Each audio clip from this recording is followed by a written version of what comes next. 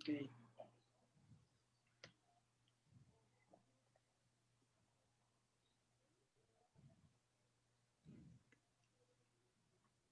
Creo que ya estamos en vivo, estoy verificando. Sí, Ok, me parece que salió. ya está. Perfecto. Ok, puedes empezar entonces. Ok, pues muy buenas noches a todos. Dios les bendiga a todos, a todas las vidas que van a estar viendo este video en vivo o después grabado. Mi nombre es Brian Díaz y hoy estoy aquí, ¿verdad? Estamos aquí en la página Pensando en Lenguas y Escatología Bíblica. Se complacen de que podamos contar con la participación de cada uno de los hermanitos que están ahí, que en un momento les voy a pedir que se presenten para este evento, este diálogo escatológico que vamos a estar presentando en esta noche, tres posturas diferentes. Ahora me gustaría, ¿verdad? Que cada uno de los hermanitos ahí se presenten. El hermano Iván Rubio primero, luego Nathan Anderson y luego el hermano Alfredo Velázquez. Ok. ¿Qué tal? Pues un saludo a todos aquellos que se conectan a este video en vivo de la página de Pensando Lenguas y Escatología Bíblica. Mi nombre es Iván Rubio, soy administrador de la página Muertos al Pecado. Y bueno, pues me complace estar aquí presente con Alfredo Velázquez y con Nathan Anderson para hablar acerca de escatología, ¿no? Y yo soy el representante por el momento de la posición amilenial. Y bueno, pues esperemos que esta sea una buena ocasión para ustedes. Amén. Dios bendiga al hermano Iván Rubio, el hermano Nathan Anderson. Hola, buenas noches hermanos, mi nombre es Nathan Anderson, soy de Chile y es una bendición estar con ustedes en esta noche. Me disculpo porque estoy un poco resfriado, entonces si en algún momento me desaparezco de la pantalla es por eso. Pero voy a estar presentando la postura postmilenial y hablando desde esa perspectiva en cuanto a la escatología. Amén. Dios bendiga al hermano Nathan. Y por último, a nuestro hermano Alfredo. Amén. Saludamos a los hermanos que estarán compartiendo con nosotros, el hermano Iván, el hermano Natán, y estamos contentos con la oportunidad que Dios nos da de poder compartir acerca de la escatología. Tendremos un diálogo escatológico interesante. Pertenezco, ¿verdad?, aquí a la Iglesia Pentecostal de Jesucristo Piedra Angular. Somos de Puerto Rico, Aguadilla, así que en esta hora esperamos poder aprender de cada hermano, de su postura, de los diálogos que tendremos, y invitamos también a los amigos que nos están escuchando que puedan compartir esta transmisión para que sea de bendición a otras vidas. Amén. Dios bendiga al hermanito Alfredo. Así que sin más preámbulo, Dios bendiga a las vidas que se siguen conectando ahí. Esperamos que este diálogo escatológico le pueda ser de gran bendición a cada hermanito en la fe. Básicamente vamos a tener tres rondas con tiempos delimitados, cronometrados cada uno. La primera ronda será la presentación. Cada expositor presentará su posición en 10 minutos de manera breve y entendible a cualquier persona. Segunda ronda, la apologética. Aquí el invitado en 5 minutos presentará por qué su posición es una opción viable para el cristianismo en general y se puede interactuar con lo que el otro ha dicho, pero sin perder el tinte del diálogo. Obviamente, recordemos que esto no es un debate. Y por último, la última ronda, el invitado recomendará algún libro de acuerdo a su posición para las personas que quieran saber más de ello y además concluirá su participación. Todo eso en 5 minutos. Así que, amén. Vamos a ir a la primera ronda. No sé quién le gustaría ir primero. El hermano Iván, creo, que es el representante de la milenialismo. Amén. Hermano Iván Rubio. Amén. En 10 minutos el hermano Iván va a presentarse su postura. Amén. Correcto. Pues bueno, vamos a presentar la postura milenial, que básicamente trataré de ser lo más breve posible, ya que el milenialismo se puede extender demasiado a diferentes divergencias, tanto como las posturas de los otros expositores. Pero mi intención aquí es mostrar un poco el sentido de esta postura, ¿no? Ahora que básicamente nosotros podemos encontrar en Apocalipsis 20 lo que se encuentra como el milenio, ¿no? Pero bueno, el milenio yo creo que es algo que se encasilló para poder explicar estas posturas, pero en mi manera de ver esta observación, el amilenialismo básicamente significa no milenio, sin milenio. Es la asignación que se le da al sistema de interpretación, pero yo estaría más de acuerdo con un expositor llamado Jay Adams, que él dice que el término sugerido para esta postura es milenio realizado, milenio realizado. Es decir, que el milenio está en un proceso de cumplimiento, y ahí es donde vamos a encontrarnos en las diferentes posturas de cada uno de los exponentes, ¿no? Ahora, el Apocalipsis no está escrito, según la postura milenial, desde una perspectiva cronológica, y yo creo que es la diferencia que podría diferirnos a cada uno de los expositores, sino que es un paralelismo progresivo. Es decir, que tú vas a encontrar aspectos en el Apocalipsis que ya se cumplieron y aspectos que no se han cumplido. Va hacia el futuro, luego regresa y así sucesivamente, ¿no? Entonces, es lo que nosotros consideramos como amileniales. Esta postura se caracteriza por enfatizar el cumplimiento de todas las profecías en Cristo, el cumplimiento rotundo en Él, es decir, lo que es el templo. El templo está cumplido en Jesús. Israel, su gobierno, Canaán, que podemos ver básicamente en Hebreos capítulo 11, versículo 10, cómo es que Abraham tenía en la mirada una Jerusalén celestial, una ciudad celestial. El trono de David, esto es una representación. Todo esto trato de enfatizarlo para que se entienda que la postura milenial ve desde una perspectiva espiritual muchas de las promesas que el antiguo pacto nos muestra. Este punto de vista escatológico es el que tenemos que llevar hacia Apocalipsis 20.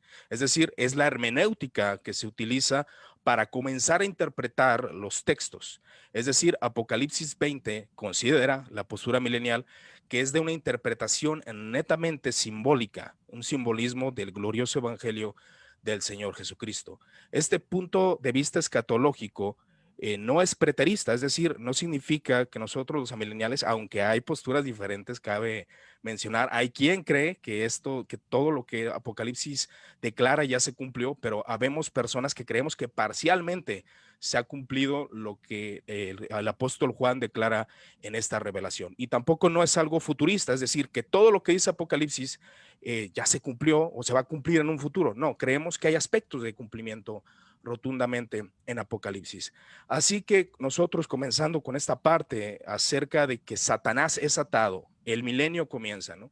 ¿Y el milenio dónde comienza? Bueno, Mateo capítulo 12, versículo 26 al 30, nos declara que el gobierno de Satanás no puede estar dividido contra sí mismo. ¿Cómo pues permanecerá su reino? Y si yo echo fuera a los demonios por Belcebú, ¿por qué lo echan vuestros hijos? Aquí enfatizando un futuro. Los futuros creyentes, ¿cómo van a derrotar a Satanás? Por tanto, ellos serán vuestros jueces.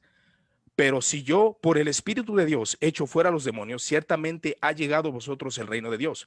Porque ¿cómo puede alguno entrar en la casa del hombre fuerte si primero no le ata, ¿verdad? Ese es el énfasis que se muestra en Apocalipsis 20. Como dice y como declara la Sagrada Escritura, un ángel con una gran cadena ata a Satanás. ¿Y cuál es la representación más viable acerca de estos textos? Bueno, Jesucristo en la cruz del Calvario derrota a Satanás. Y eso significa que su gobierno va a ser totalmente limitado.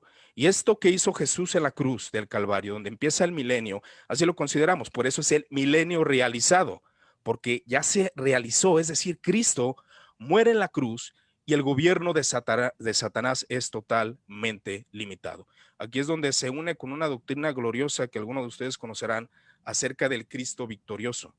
La victoria de Cristo, donde los demonios, potestades y principados son derrotados en la cruz, como lo dice Colosenses capítulo 2, versículo 14 al 15, anulando el acta de decretos que había contraria que había contra nosotros, que nos era contraria, quitándola de en medio de la cruz, clavándola en la cruz y despojando los principados y potestades, los exhibió públicamente y tufando sobre ellos en la cruz. Ahí cuando nosotros vemos, vuelvo a enfatizar lo que vemos en Apocalipsis 20 acerca de que Satanás es atado, es la derrota de Satanás y sus demonios y sus potestades en la cruz del Calvario. Y ahí es donde comienza la renovación de la creación, una reivindicación. Es decir, la creación ahora, por esa muerte gloriosa de Cristo, está esperando su restauración, y es el gran que hace el amilenialismo. Nosotros esperamos la venida del Señor y la restauración de la creación, como lo declara el apóstol Pablo en Romanos 8, versículo 18 al 19, donde dice que la creación está esperando la manifestación de los hijos de Dios. Pero ¿qué de los textos del antiguo pacto que se nos muestran un gobierno glorioso acerca de una prosperidad de las naciones viniendo a Cristo Jesús? Bueno, el amilenialismo tiene una respuesta para esto, es decir, la representación de Cristo y el cumplimiento en Cristo.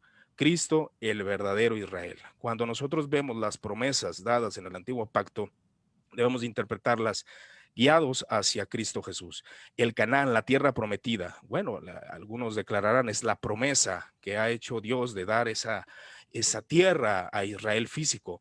Bueno, es donde el Canaán espiritual es lo que ahora nosotros como mileniales entendemos cuando leemos el antiguo pacto y las promesas del futuro, ¿verdad? Jerusalén celestial, aquí es un énfasis muy fuerte acerca de estas profecías que declara la Sagrada Escritura acerca de tantas multitudes viniendo a Cristo, naciones convirtiéndose a Cristo. En Apocalipsis 14, versículo 1, Juan ve al Cordero que estaba de pie en el monte de Sión.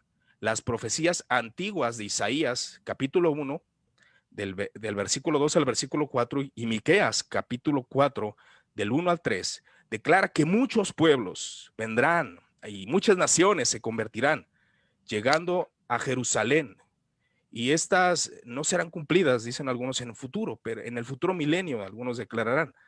Pero lo que nosotros los mileniales creemos que el Señor, bendito sea alabado, porque esa profecía se está cumpliendo y se cumplió desde la muerte de Cristo y desde que los apóstoles han predicado el evangelio. Es decir, las conversiones masivas, ciudadanos llegando a la Jerusalén celestial por medio de la predicación del evangelio, naciones, pueblos enteros llegando al Mesías, llegando a Sión, llegando a la Sión celestial, es decir, la madre de todos que está en Cristo, que estamos en Cristo por la fe. Ahora, el trono de David, que esta es yo creo la polémica donde siempre nos centramos, el trono físico que algunos declaran con otras posturas contrarias, obviamente.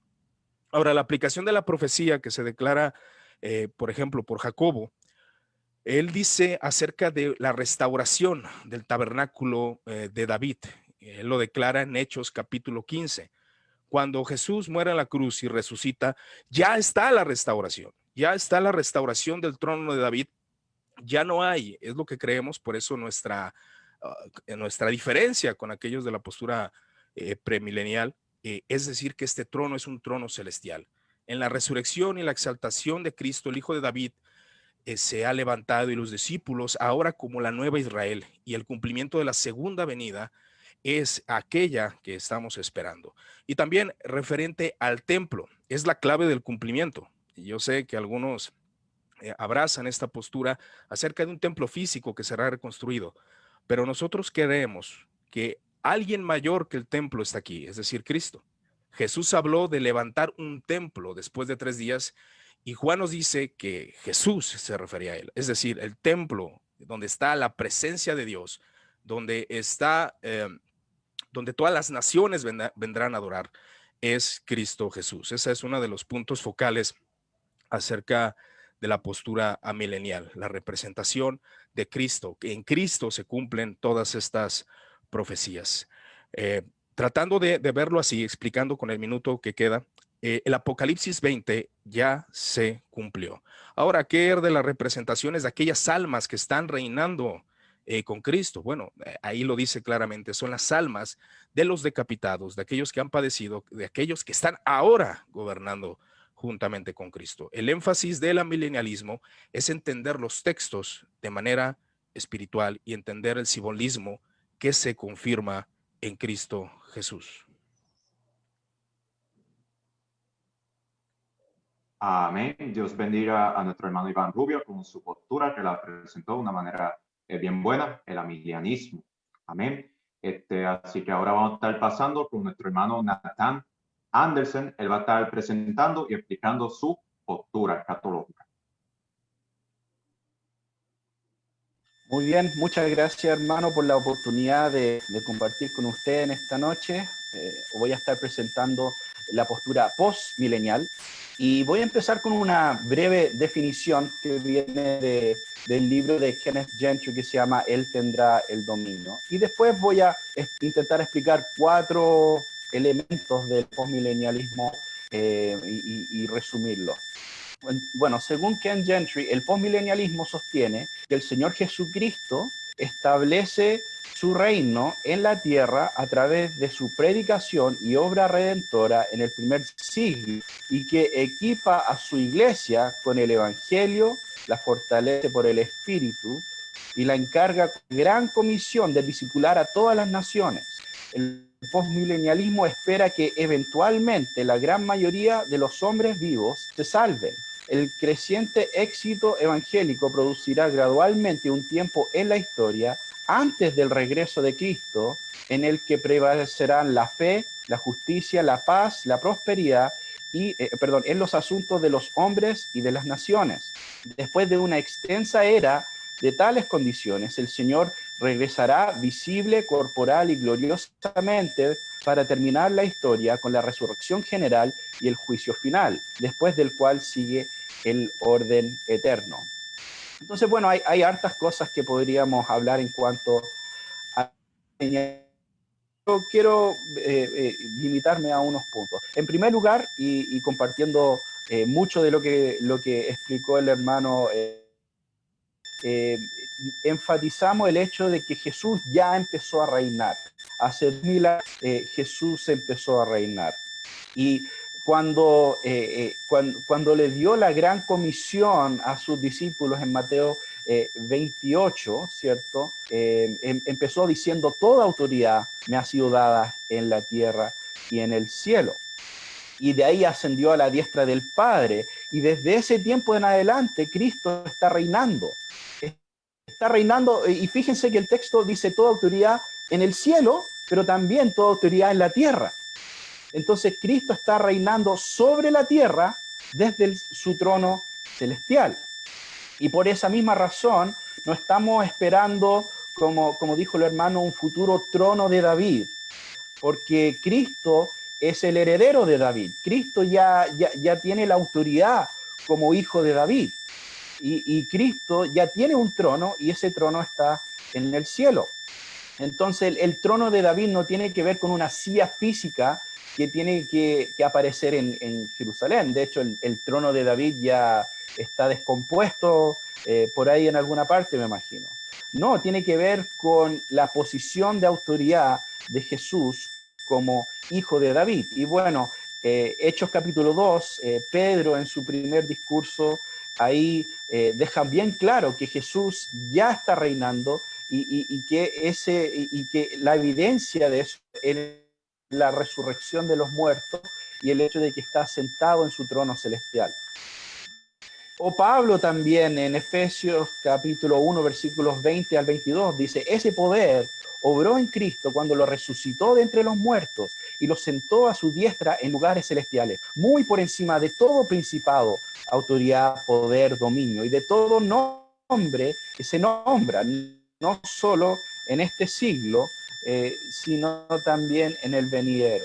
Y todo lo sometió bajo sus pies. Ahora, según el Salmo 110:1, Jesús seguirá sentado en ese trono celestial hasta que sus enemigos son derrotados. Y este es un punto muy importante porque muchos sistemas escatológicos creen que en realidad va a haber una lucha acá en la tierra entre el pueblo de Dios y los enemigos de Dios, pero que principalmente los enemigos de Dios van a salir victoriosos, pero después va a volver Jesús a derrotar a sus enemigos, porque su pueblo no pudo hacerlo. Pero este texto, Salmo 110:1, dice lo opuesto. Dice, el Señor dice: a mí, Señor, siéntate a mi diestra hasta que haga a tus enemigos un estrado para tus pies. Y el autor de Hebreos, en Hebreos capítulo 10, versículo 12, da ese texto para nosotros y dice así: pero Cristo, habiendo ofrecido un solo sacrificio pecado, se sentó a la diestra de Dios, esperando de ahí en adelante hasta que sus enemigos sean puestos por estrado de sus pies. Entonces, ahí está la pregunta importante: ¿cómo son derrotados los enemigos de Cristo si Cristo está sentado en el cielo? ¿Y cómo puede ser que Cristo no va a volver hasta que sus enemigos son derrotados si Cristo está sentado en el cielo? Bueno, son derrotados por medio de Cristo, pero por medio de su cuerpo, que es la iglesia, por el poder del Espíritu Santo y la predicación del Evangelio.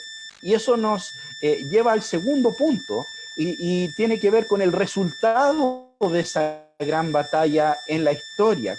¿Qué va a ser el resultado de esto? Y creo que el centro de todo este debate escatológico, por lo menos desde la perspectiva postmilenial, no es Apocalipsis capítulo 20, no es necesariamente temas relacionados al milenio y otros asuntos, sino para nosotros este debate centra en Mateo 28, en el llamado, en la comisión que Jesús dio a sus discípulos.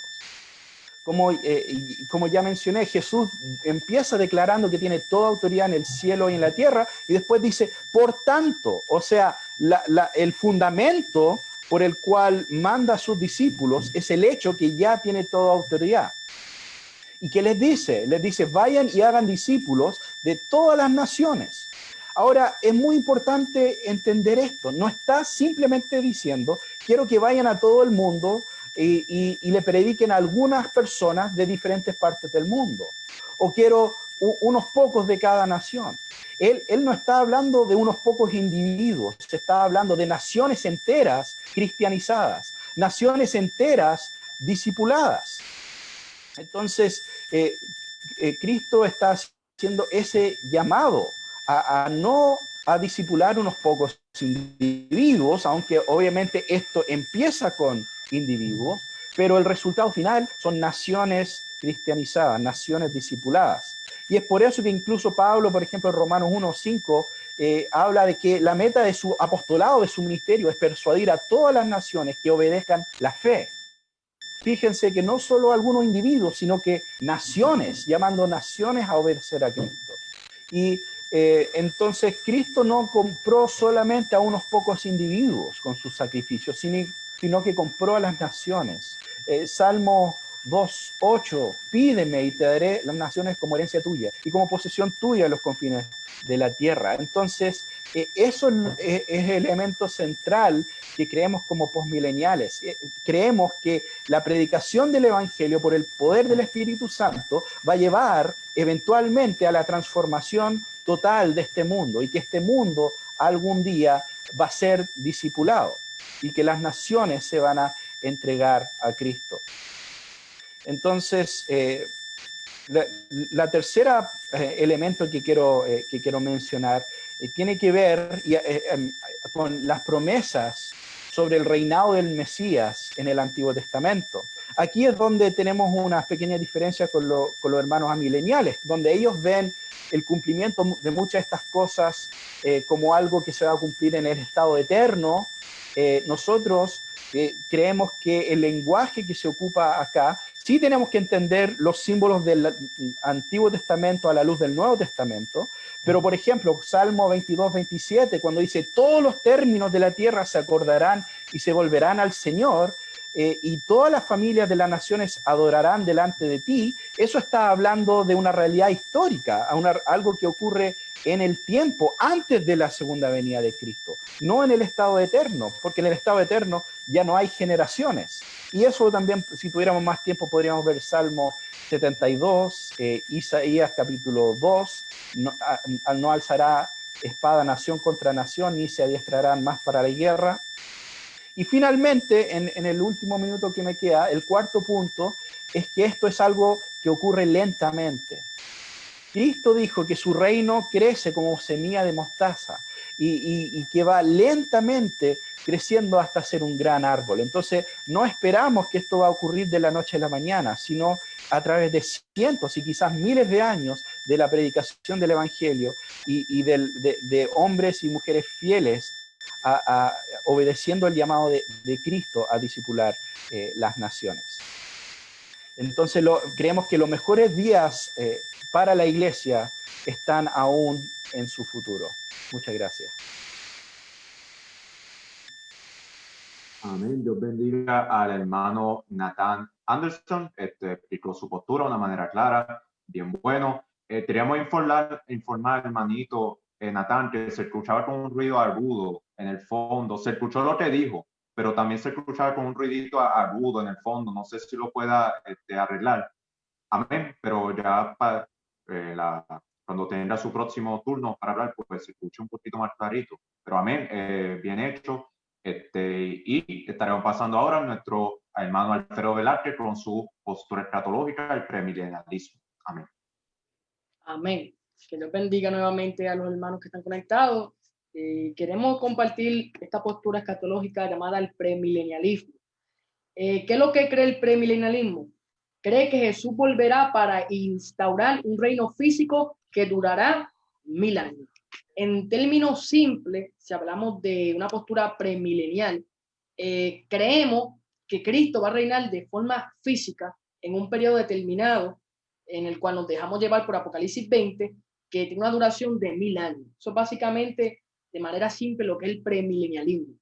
Ahora bien, dentro del sistema premilenial hay dos vertientes. Las quiero aclarar por si hay alguna duda. Está el premilenialismo histórico y el premilenialismo dispensacional. Y en este caso, mi persona se adhiere más a la postura dispensacional. Pero quiero dejar algunos puntos claros. Estoy de acuerdo con los dos hermanos, igual con Iván, igual con el hermano Natán, en cierto aspecto de que Cristo está reinando. Porque muchas veces cuando se habla del premilenialismo, se hace énfasis a que el reino ha sido postergado y que la iglesia no está participando del reino. Pero no todos los premilenialistas tienen esa postura, esa línea. En este caso, creemos que el reino ya está presente. Como premilenial, creemos que el reino ya está presente, pero es un aspecto que todavía no se ha completado. Es decir, hay una tensión entre el ya y el todavía no. Creemos que cuando Cristo vino por primera vez, Él vino con el reino, vino a presentar un reino. En el periodo de los evangelios, durante el ministerio de Cristo, se ve un ministerio escatológico. La nueva era que Cristo estaba presentando se ve en su apogeo a través del mensaje del reino. Y ese mensaje del reino no fue postergado por el simple hecho de Israel rechazar al Mesías. No, creemos que cuando el Espíritu Santo es derramado en Pentecostés, esa era escatológica, da avance a lo que es el reino de Dios. Así que en un sentido ya creemos que el reino está presente, está operando. La iglesia es comunidad de ese reino. Pero hay un aspecto futuro que los premilenialistas están de acuerdo, y es que hay un periodo literal donde Cristo va a reinar de manera física. Nosotros no simplemente utilizamos, y podríamos decir Apocalipsis 20 para argumentar eso, sino que utilizamos los profetas. En este caso, Isaías es uno de los profetas que más profecía lanza, específicamente profecía mesiánica y acerca del reino. Y si utilizamos el ejemplo de los evangelios, digamos el evangelio de Mateo, Mateo utiliza a Isaías para hablar de profecías literales. Podemos ver el cumplimiento del siervo sufriente, Isaías 53. Y esa profecía se cumple de forma literal en Jesucristo. Hay otras profecías en los salmos y en algunos de los profetas menores que se cumplen de manera literal. Por eso creemos también que en ese sentido las profecías que habla Isaías, que habla Ezequiel, de un reino futuro, se han de cumplir literal. Sin obviar que en Apocalipsis, capítulo 20, se hace mención en 5 ocasiones de un reino o de un periodo de 1000 años. Conocemos que se puede utilizar una hermenéutica quizás más alegórica para utilizar ese término 1000 como algo simbólico. Pero si utilizamos el Antiguo Testamento, hay una posibilidad de que ese reino sea literal. ¿Por qué? Y aquí quiero entrar en lo que es el pacto abrámico. La Biblia enfatiza mínimo 4 pactos. Pacto abrámico, pacto de Moisés, el pacto davídico y el nuevo pacto. Y en esos 4 pactos que he mencionado, Israel, como un pueblo étnico, antropológico, se le da la oportunidad, digamos, de ser partícipe de una tierra, de una herencia. Y creemos que aunque Cristo es el templo, algunos pueden argumentar que también Cristo es la tierra, el Canaán. Aún así creemos que Israel será partícipe de una herencia que se le otorga en el pacto abrámico. Se le promete que Israel iba a expandirse, que su tierra iba a llegar, digamos, quizás hasta el Éufrates. Creemos que esa promesa étnica Israel todavía no la ha experimentado. Quizás algunos pueden decir que en el periodo de Salomón el reino se extiende hasta el Éufrates. Sin embargo, unos enemigos rodeaban a Israel. Pero esperamos un tiempo donde Israel reine sobre los enemigos, que es lo que anuncian los profetas y algunos de los salmos. Así que ese aspecto de Israel reinar en un periodo de paz, en un periodo físico, no lo hemos experimentado. Y el premilenialismo apunta a eso, a un periodo donde Israel, en cierto aspecto, goza de ciertas bendiciones físicas, por eso es un pueblo étnico. Ahora bien, como premilenialista, no me adhiero al sistema dispensacional clásico que cree que hay dos pueblos, que Dios tiene dos pueblos, que Dios tiene dos pactos y que ambos pueblos tienen dos destinos eternos. Muchos dispensacionalistas clásicos, podríamos decir Darby, Schaffer, aún Wahlberg, algunos que son más modernos, argumentaban que habían dos destinos eternos, dos pactos, digamos que el sermón del Monte de los Olivos solamente se cumple en Israel. Pero en este caso, el premilenialismo más que me voy por esa línea, es que Dios tiene un solo pueblo, es la iglesia, y la iglesia está reinando con Cristo. No afirmo que la iglesia es el reino, pero sí la iglesia opera como un nuevo Israel, impulsa el reino. Y ser premilenialista no implica que estamos en un periodo catastrófico, que lo peor está por venir. Creo, como el hermano Natán hablaba, que la iglesia puede experimentar los mejores tiempos. El evangelio está presente, hay poder. El diablo, en cierto aspecto, y en los evangelios se ve, está limitado. La iglesia tiene autoridad sobre los poderes de las tinieblas. No creemos en una totalidad, que el diablo está atado, utilizando Apocalipsis 20 como si estuviese atado en tiempo presente. Creemos que está suelto, quizás como diría Primera de Pedro 5:8, como un león rugiente, acechando, haciendo guerra, pero sí creemos que el enemigo está limitado su poder. Creemos que la iglesia tiene una autoridad y que esa autoridad prevalece cuando se proclama el evangelio del reino, cuando se proclama esa buena nueva de salvación. Y sabemos que esa buena nueva de salvación hablan de la crucifixión, resurrección, etc. Así que entendemos que dentro del premilenialismo, el reino físico de Cristo se ha de establecer. ¿Cuándo ocurrirá eso? Ocurrirá luego de la segunda venida visible. Esta segunda venida visible, los premilenialistas, la mayoría están de acuerdo que es un periodo de 7 años. 7 años de juicio y luego viene una segunda venida visible. En esa segunda venida, tal como ocurrió en la primera, que fue de manera literal, y en la misma forma, en la segunda venida, Cristo vino a inaugurar su reino físico. Eso no quita que el reino de Cristo, digamos espiritual, no estaba presente. El reino en las parábolas de Mateo 13 se ve como algo presente, como algo real que la iglesia participa, solo que en un sentido el mundo no lo puede ver. Y ahorita quiero argumentar un punto a favor de eso, pero el premilenialismo tiene ese punto. La segunda venida de Cristo va a dar inicio a un reino físico. También se puede ver en Daniel capítulo 7, en el versículo 9, un hijo de hombre se acerca a un anciano de día que se le entrega los reinos.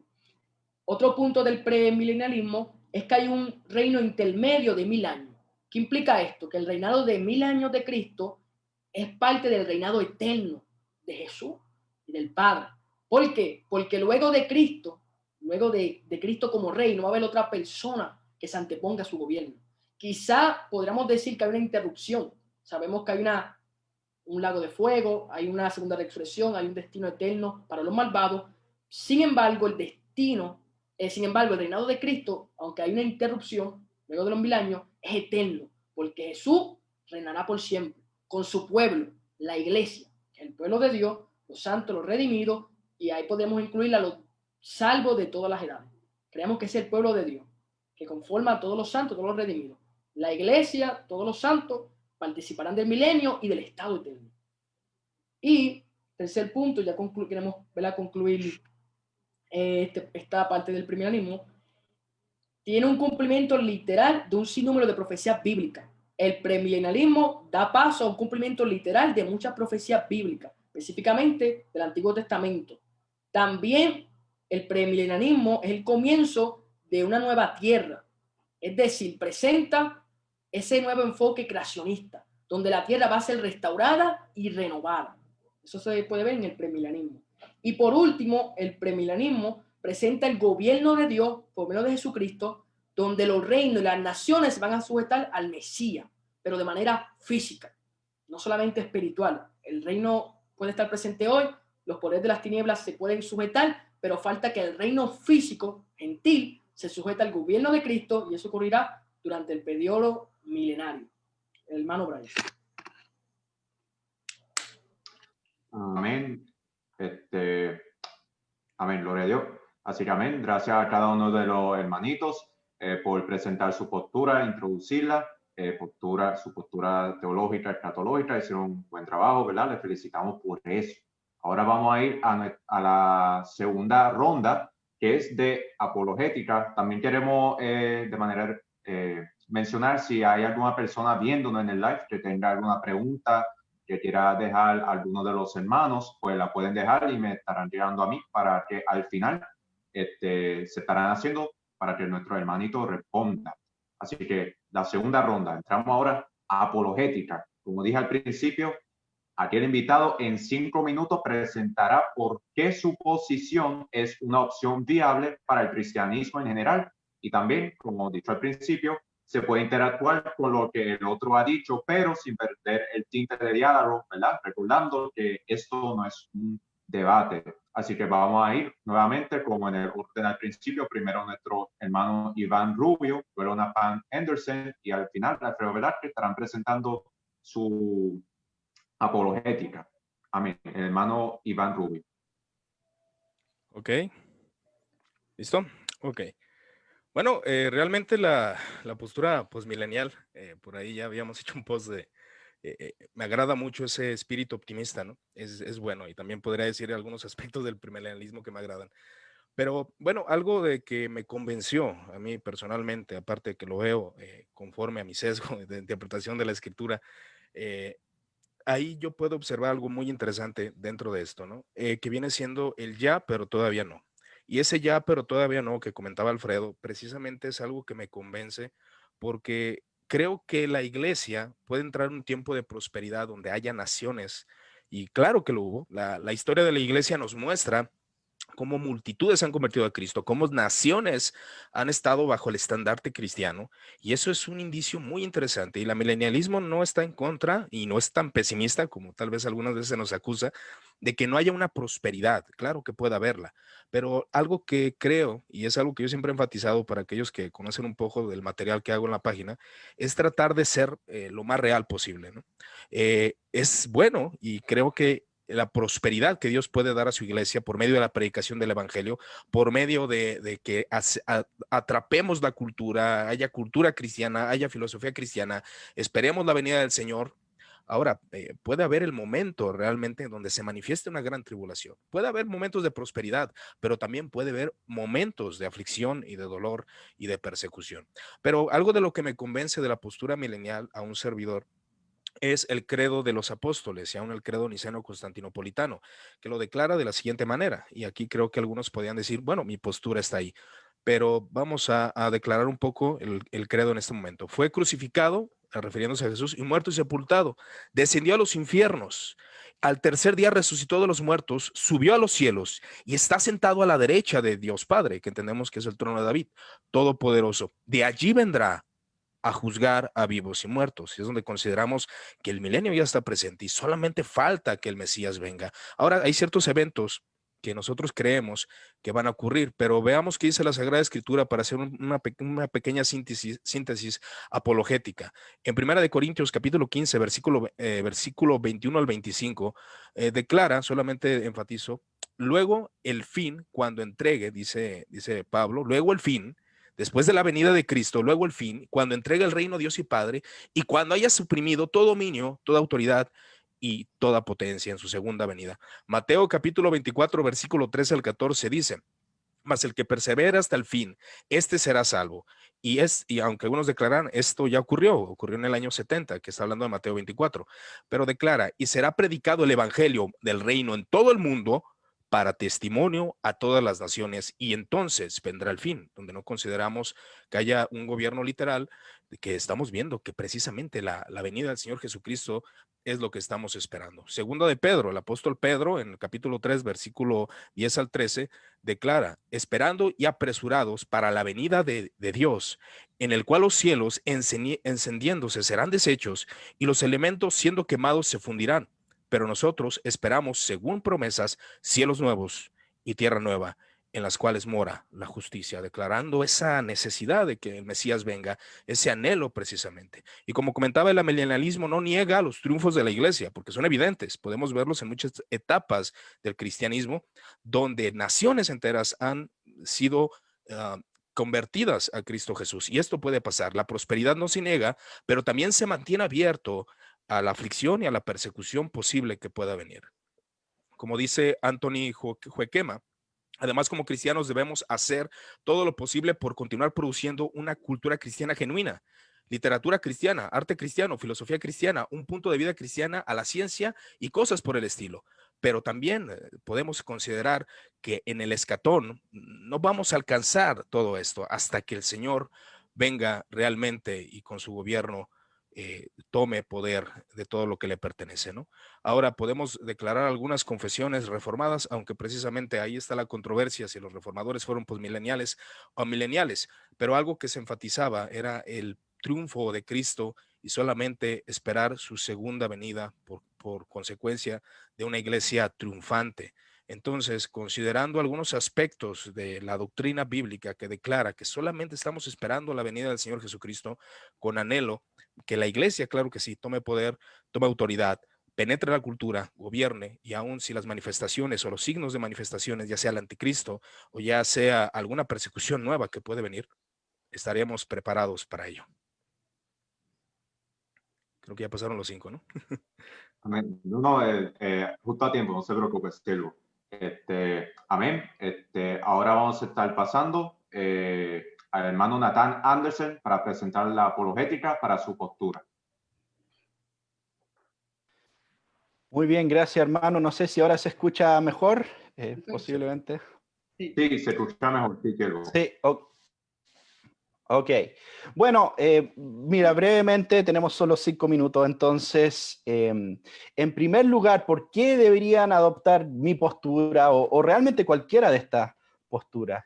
Finalmente tiene que ver con estudiar las Escrituras y determinar qué es lo que enseña la Biblia. Yo creo que eso no es un punto controversial. Yo creo que todos los hermanos estarían de acuerdo conmigo en esto, que finalmente eso debería ser lo que determina nuestro entendimiento de la escatología.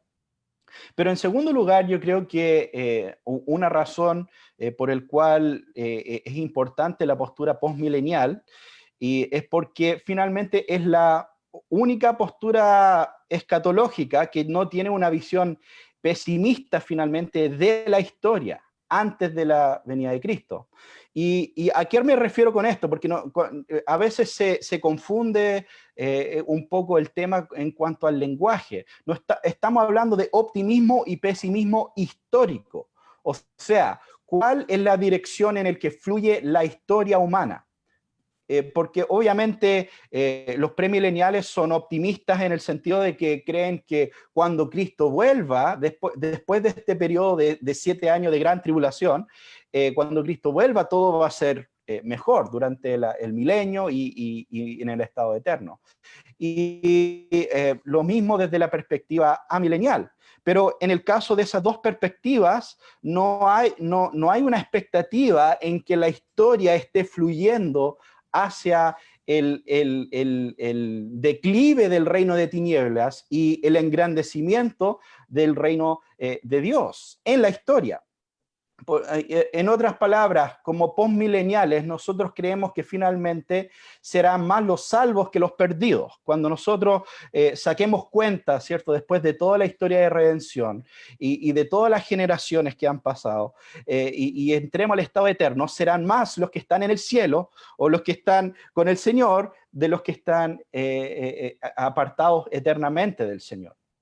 Entonces, esa es una manera muy fácil de saber si alguien tiene una visión optimista de la historia, si cree que serán más los perdidos o serán más los redimidos. Y el postmilenialismo es la única de las posturas escatológicas que tiene esta perspectiva optimista en cuanto a al éxito evangélico de la iglesia en la historia.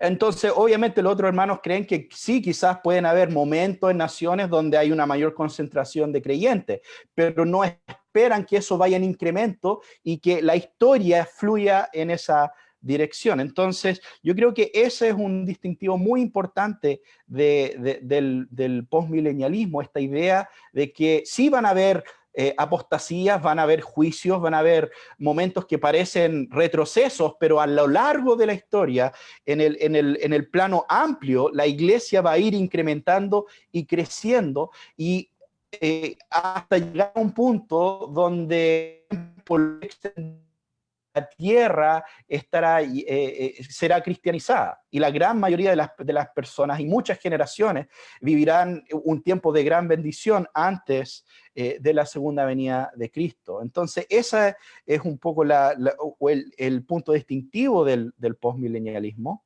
Y tercero, porque lo que creemos sobre el futuro afecta cómo actuamos en el presente.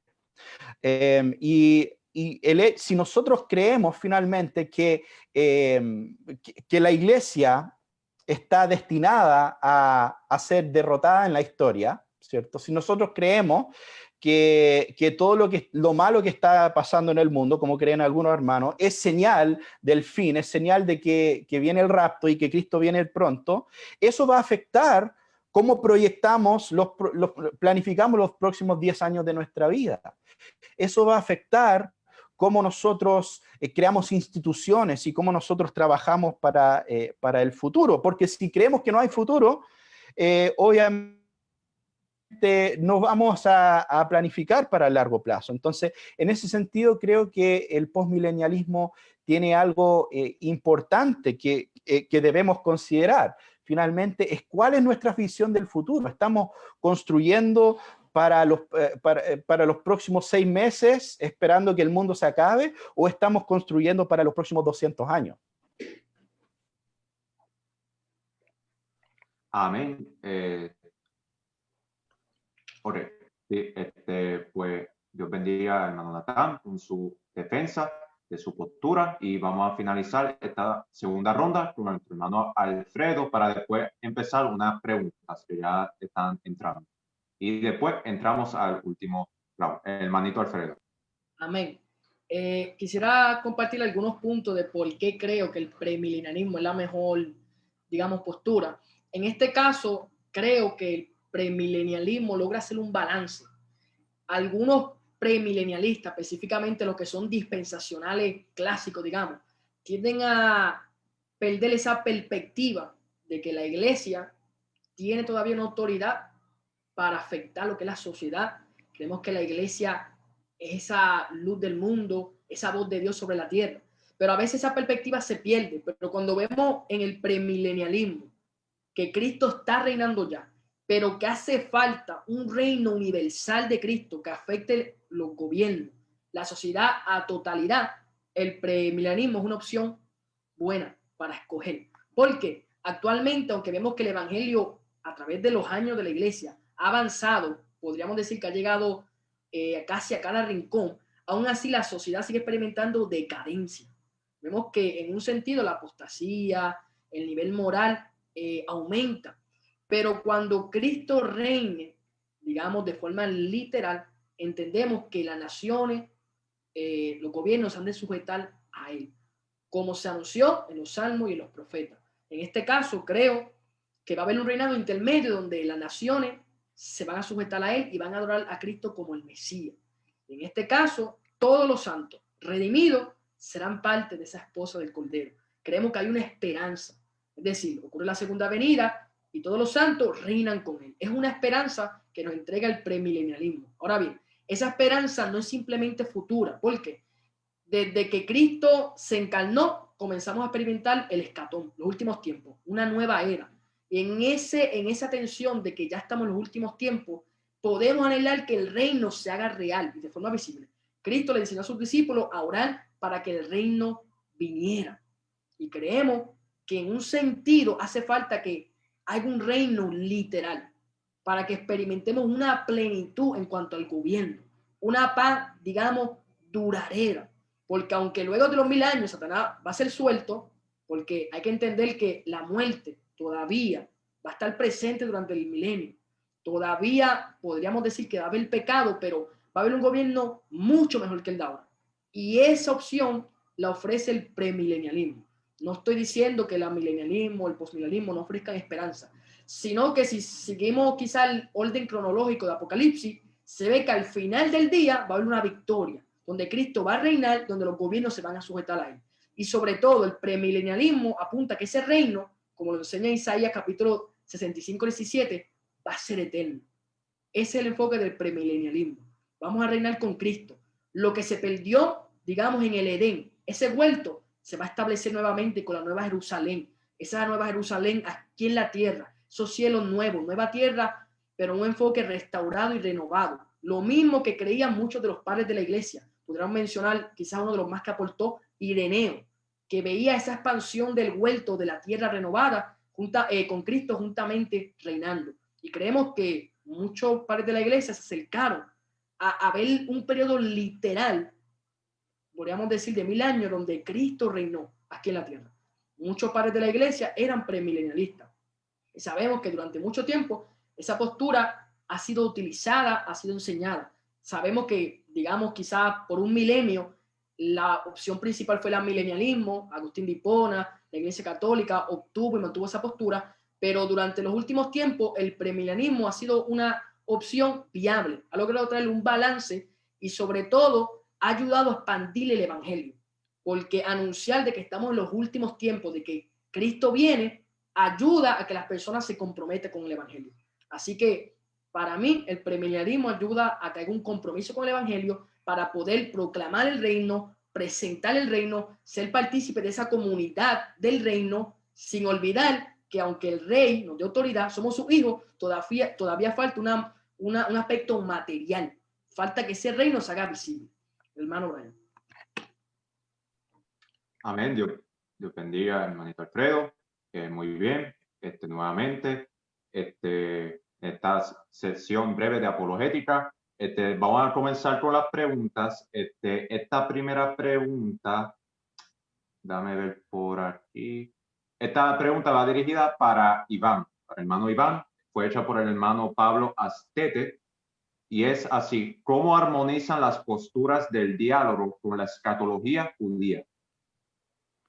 Esa es muy interesante. De hecho, tratando de ver ese punto focal y no negar la historia, ¿verdad? Cuando hablamos de escatología judía, siempre hay un cambio de paradigmas, ¿no? Porque la escatología judía precisamente se respalda lo que conocemos como el premilenialismo, porque sí sería la visión del pueblo judío, al no entender, al menos en la cuestión de mi postura, al no entender realmente lo que el Mesías venía a hacer. Claro que en el tiempo del judaísmo se esperaba un rey, un Mesías gobernante, tal vez divino, tal vez angelical, tal vez humano, dependiendo de la escuela del judaísmo. Y esta se muestra que esperaban un gobierno literal, un gobierno donde él reinara, donde el Mesías suprimiera a todo pueblo pagano e Israel fuera levantado los unos.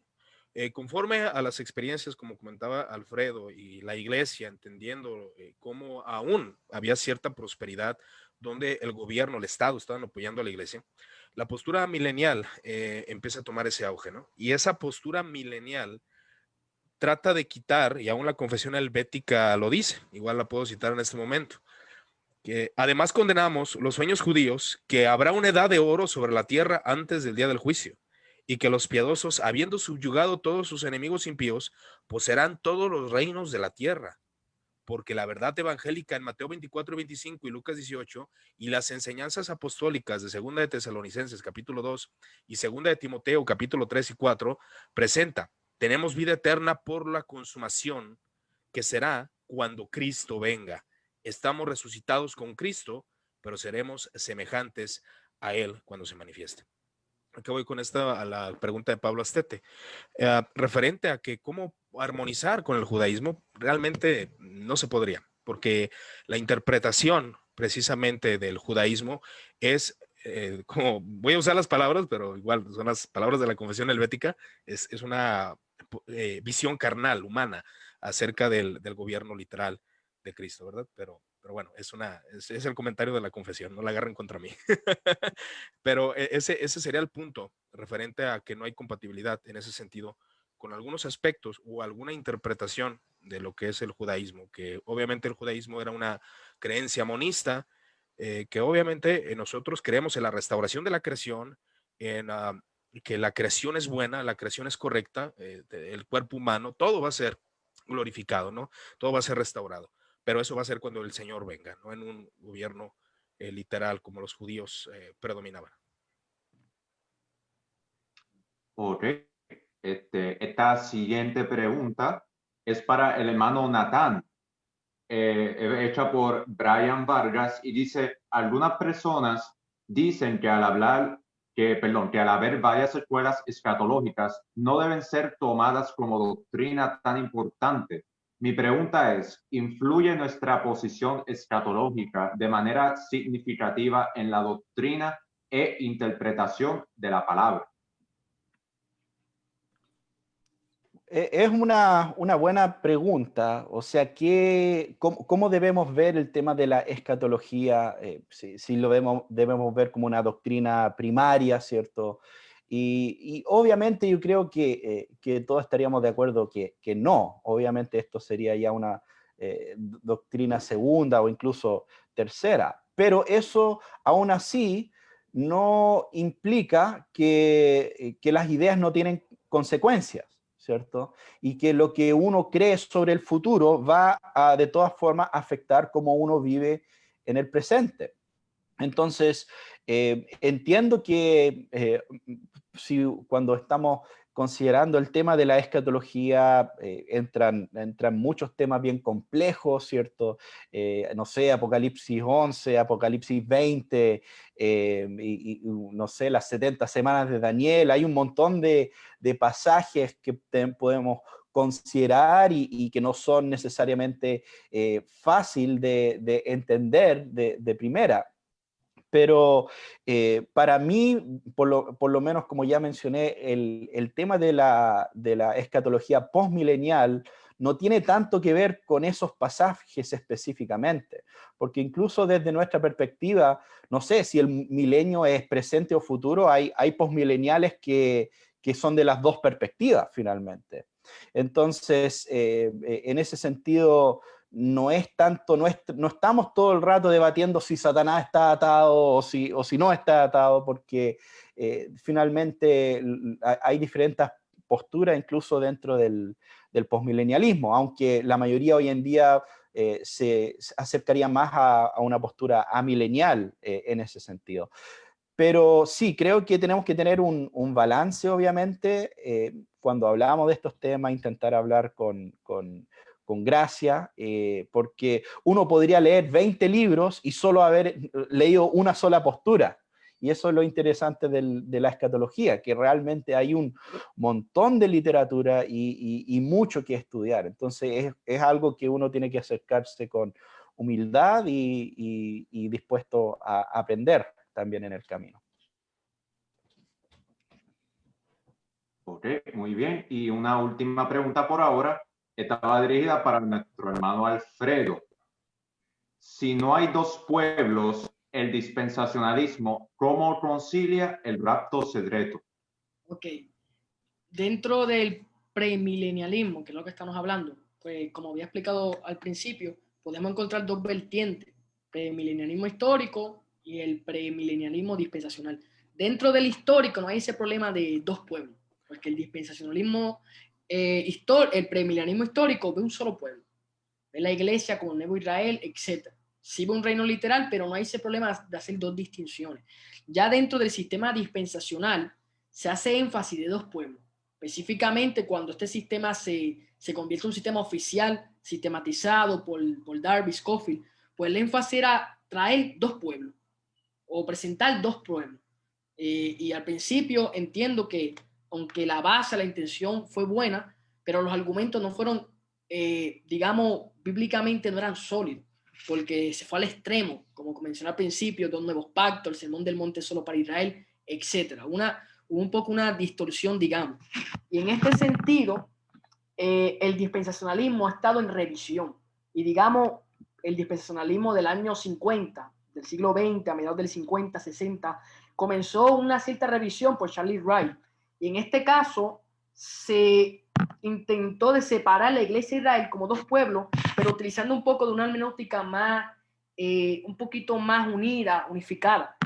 Y intentaron hacer una separación entre la iglesia e Israel, pero la iglesia como un, digamos, como un pueblo, como un solo pueblo en el aspecto soteriológico, e Israel como un pueblo antropológico. Es decir, Israel, los judíos, los gentiles, son un pueblo antropológico, y la iglesia es un pueblo soteriológico. Todos los redimidos, todos los santos, al final, en el estado eterno, van a formar parte de la iglesia, la esposa del Cordero. Y el dispensacionalismo logró esa visión. Fueron revisando, y ya dentro del dispensacionalismo progresivo, a mediados del año 70, 80, 90, logró ver lo que es un solo pueblo. Digamos que en el revisado ya tenían como que la idea, pero en el dispensacionalismo progresivo ven un solo pueblo. Y aún la postura de un rapto secreto se conserva. ¿Por qué? Porque creemos que hay un solo pueblo en un aspecto soteriológico. Es decir, que el aspecto salvífico, la iglesia es como el nuevo Israel. O se podría decir, es un nuevo Israel. Es el nuevo Israel presentado.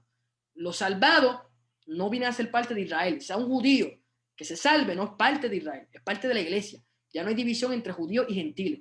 En ese aspecto soteriológico hay un solo pueblo, y no habría problema para ubicar la iglesia antes de la tribulación, en medio de la tribulación o al final, porque ya sería un aspecto hermenéutico. Si utilizamos Apocalipsis 3.10, Primera de Tesalonicenses 1.10, dependiendo de la hermenéutica, podemos poner la posición, que ya es un asunto más de hermenéutica.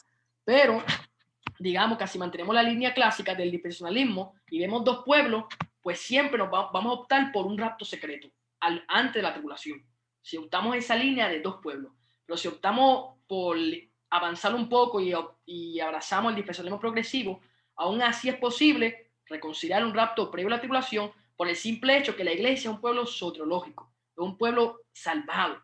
Y en ese aspecto creemos que la iglesia puede ser salvada antes de los 7 años de juicio, que es un asunto de hermenéutica. Así que yo diría, ¿verdad?, que eso, dependiendo de la hermenéutica, la persona va a escoger si ubica la iglesia antes, en el medio o al final. Pero aún así, que hayan dos pueblos no necesariamente va a determinar que el asunto del rapto. Así que básicamente pues esa sería la contestación a la pregunta.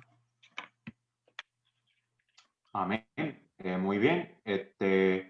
Pues ahora estaremos pasando a la última ronda y vuelvo a repetimos, si hay alguien con otras preguntas adicionales, pues al final de esta ronda, pues la pueden dejar y se estarán discutiendo con nuestros hermanos. Ahora, la última ronda por esta noche, el invitado recomendará algún libro de acuerdo a su posición para las personas que quieren saber más de ello, y además concluirá, pues ahí, obviamente, su participación, todo esto en 5 minutos.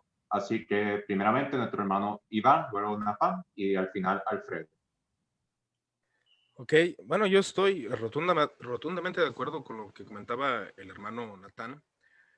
La escatología es un tema bastante profundo y es una realidad histórica. La realidad histórica, como decía Alfredo Velázquez, padres de la Iglesia, Edad Media, Agustín de Hipona, escolástica, que hubo muchas interpretaciones acerca de la escatología, ¿no? Y tú vas a encontrar más interpretaciones. Y aún lo curioso es que dentro de la postura que ya sea premilenial, yo puedo decir soy amilenial, alguien puede decir preterista, preterista parcial, futurista, es impresionante la gama de interpretaciones que hay dentro del cristianismo, es impresionante.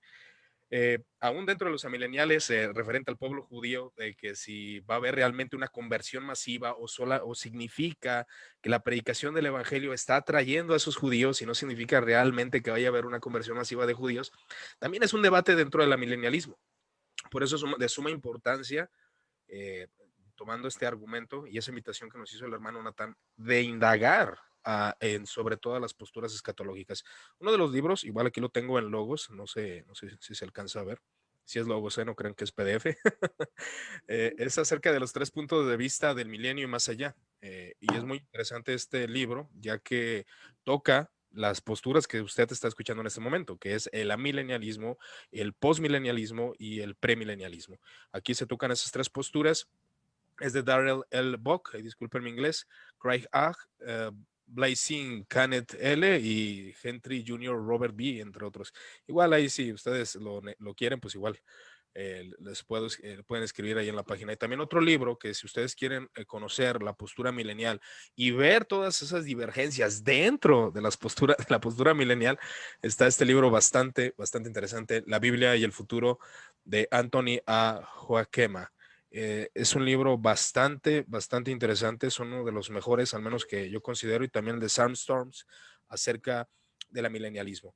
Y así y también buscar otras posturas escatológicas, que es muy interesante también indagar aún en las posturas de la Edad Media acerca del milenio, ¿no? Y otro libro que también es muy interesante para conocer el pensamiento de los reformadores es Fundamentos Teológicos de la Reforma, escrito por, o más bien editado por Matthew Barrett, donde usted va a encontrar una explicación acerca de la cosmovisión y aún cómo realmente influye un poco los aspectos culturales, socioeconómicos y políticos, que sería bueno también poder adentrarnos a ese tema, ¿no? Que por qué motivo los anabaptistas eran mileniales, por qué los gobernantes eran mileniales o por qué los poderosos y políticos eran posmileniales. Es interesante, al menos hacernos la pregunta como investigación, claro está.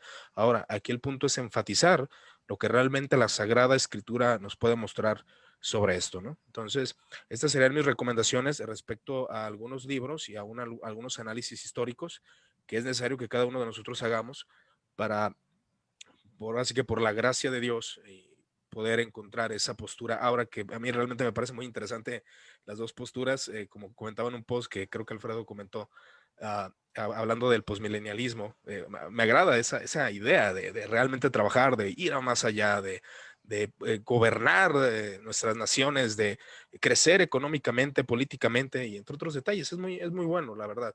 El premilenialismo, ese celo que se tiene por predicar la segunda venida del Señor, ¿no? Y el amilenialismo, pues, enfatizar a Cristo en toda la Escritura, que son uno de los aspectos. Ahora no digo que ninguno lo haga, claro, creo que todos tienen aspectos en este sentido, pero de alguna manera, alguna postura escatológica, como decía nuestro hermano, nos lleva a ver realmente el provecho de esta vida en la tierra y no estar sumergidos solamente en la negatividad, sino que realmente crecer por la gracia de Dios, ¿verdad?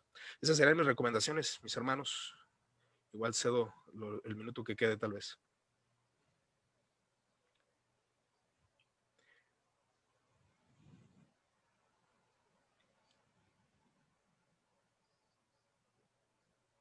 Ok, parece que queda un minuto restante, pues igual sigo. Bueno, cualquier detalle referente a estos aspectos, pues igual pueden ahí ver en la página Muertos al Pecado y algunos escritos que tenemos referente a la escatología amilenial y la escatología de los reformadores. Muchas gracias. Amén. Ok. Sí. ¿Me escucho bien, verdad? Sí. Sí, ¿te escuchas bien? Ok. Ok. Bueno, está bien. Ya se me fue, parece, ese episodio por un momento. Pues, ok. Ahora nuestro hermano Nathan Anderson. Sí, bueno, muchas gracias por la invitación y quiero mencionar algunos libros. El primero, que creo que probablemente el mejor libro en español que está disponible, que es una presentación de la postura postmilenial, sería Él tendrá el dominio, de Kenneth Gentry, este libro que tengo acá, que salió hace el año pasado, creo. Y es muy bueno, son como 450 páginas y habla de muchos aspectos del postmilenialismo. Obviamente, en este tiempo, en estos 15 minutos que hemos tenido para presentar, solo hemos visto la superficie de esto. Entonces, es un muy buen libro si quieren indagar un poco más sobre eso. Otro libro que es muy bueno y que que se puede encontrar en PDF en internet, se llama La Esperanza Puritana, de Ian Murray. Y es un libro un poco más bien histórico en cuanto al postmilenialismo, porque muchas personas no saben que el postmilenialismo no es algo nuevo necesariamente que apareció el año pasado, sino que fue la postura de grandes predicadores, grandes hombres de Dios como George Whitefield, o incluso personas que iniciaron el movimiento misionero moderno como William Carey y otros fueron motivados por esta esperanza puritana o esta esperanza postmilenial. Entonces, Ian Murray habla de varios avivamientos en Inglaterra, en Escocia, habla de los inicios del movimiento misionero y como prácticamente todos ellos eran postmileniales. Entonces es un muy buen libro. Incluso John Piper, que no es para nada postmilenial, él ha dicho que este es uno de sus libros favoritos y recomienda a las personas a leerlo, aunque él es premilenial. Entonces, esas serían mis dos recomendaciones. En cuanto a libros, también quiero mencionar que yo lancé una película este año. Yo hago películas, hice un documental que se llama En la tierra como en el cielo, donde entrevisto a varios pastores y teólogos y se presenta esta perspectiva postmilenial. Entonces entrevisto a Kenneth Gentry y a algunos otros hermanos. Y eso está disponible, está en Facebook, de hecho, en la tierra como en el cielo, si lo buscan, debería aparecer. Y también mencionarles mi canal de Facebook y de YouTube que se llama Esperanza en lo Invisible, donde hay varios estudios tenemos un podcast con algunos hermanos de la iglesia acá que hablamos de varios temas, pero bastante de escatología. También tengo ahí unas clases versículo por versículo a través del libro de Apocalipsis, Mateo 24, algunos otros pasajes así, y también sobre diferentes temas relacionados al postmilenialismo. Así que si quieren indagar más sobre ese tema y no tienen el dinero en el momento para comprar el libro de Gentry, ahí hay varias opciones gratuitas también que pueden ver en nuestro canal Esperanza en lo Invisible.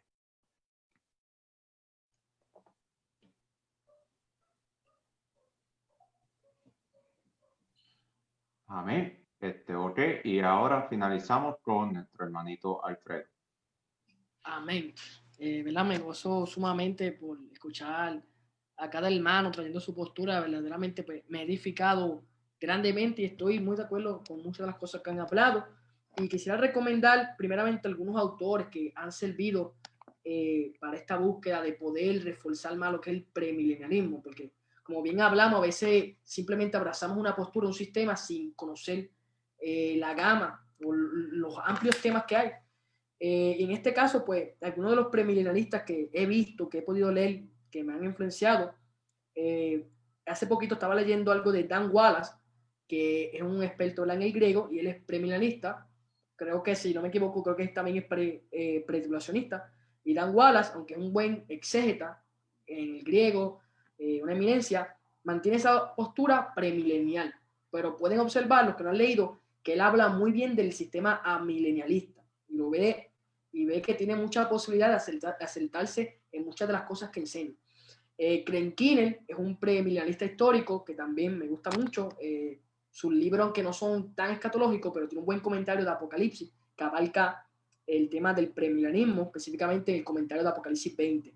Derek Bock, el hermano Iván compartió uno de sus libros, que él es el editor, y Derek Bock también es un premilenialista, un experto en el Nuevo Testamento, y también es pretribulacional. Y Derek Bock es un dispensacionalista progresivo, que no es clásico como en el caso de Darby, Schaffer, Scofield, ni tampoco revisado como podríamos decir MacArthur, entre otros.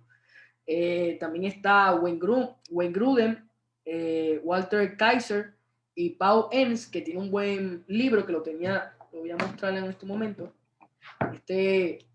Este libro de Paul Enns es muy bueno. Abarca tanto la teología del pacto, postmilenialismo, milenismo, aunque el autor como tal es un premilenialista dispensacional revisado, pero aún así te explica, tiene, ¿verdad? Esa variedad, es muy explicativo, y yo pues recomiendo a cada oyente que lo que vaya a creer, lo crea porque ha indagado, porque ha estudiado. Como decía Michael Heiser, depende cómo tú leas la escritura, tú vas a interpretar estos aspectos escatológicos. Si tú eres yo sé el término que él utilizaba, si tú eres un divisor, pues posiblemente tú optes por esa postura de hacer fases, divisiones, quizás un sentido dispensacional. Si tú eres un divisor donde ves fase en cualquier momento, etapa. Pero si tú eres un constructor, embajador o carpintero, que era el término que él utilizaba, en inglés era un splitter. Si tú eres esa línea, pues posiblemente tú vas a trabajar con algo que ya está construido. Vas a trabajar sobre algo construido.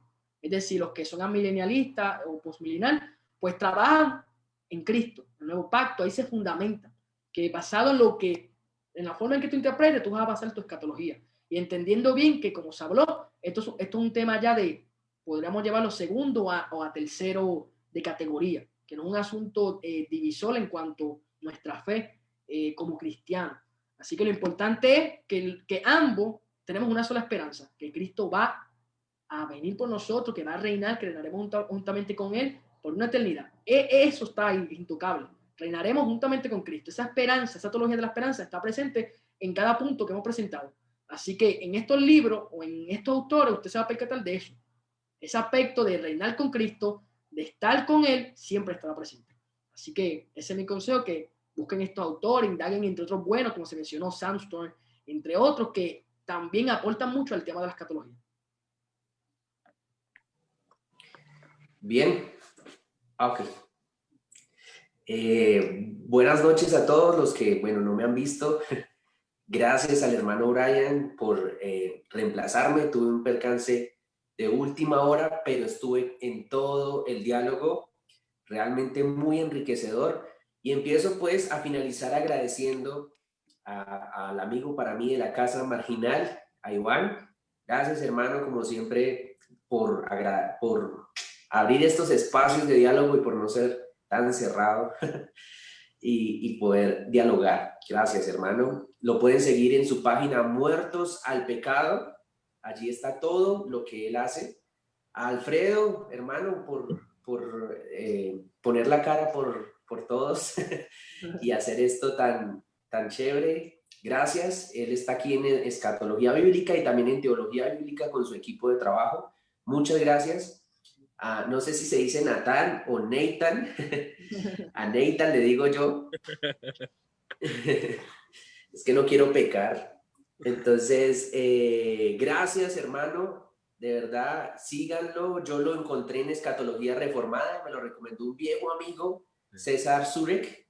Pero pues él ya dijo todas sus páginas donde lo pueden seguir. De verdad, su proyecto de cine se ve muy interesante. A mí me capta mucho la atención y yo soy muy visual.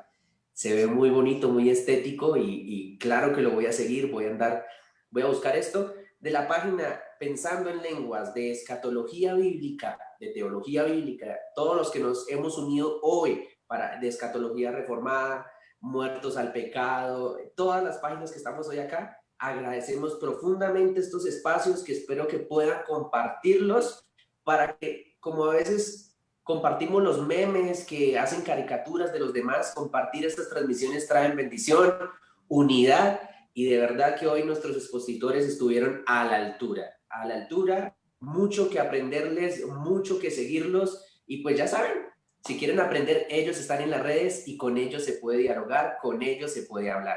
Entonces, nos despedimos de este en vivo, salimos del aire. Cualquier pregunta que tengan la pueden dejar en la página o la pueden ir a Muertos al Pecado, pueden ir a Escatología, pueden ir a Escatología Reformada.